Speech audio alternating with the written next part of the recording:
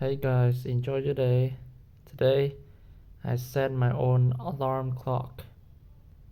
So let's see, switch to PM, and this is gonna be the time I go to sleep.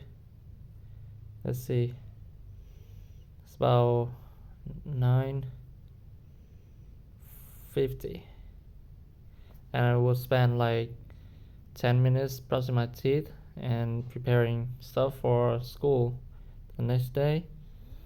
A label, let's see, night. Wait, it doesn't record, right?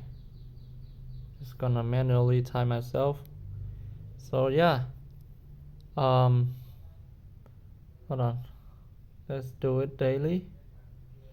I want to sleep daily at this time to get myself used to being healthy and have a fixed schedule.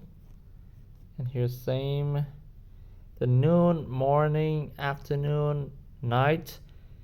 Morning and afternoon I set from Monday to Saturday, and the night, which is the 9:50, the hour I go to sleep, set it daily.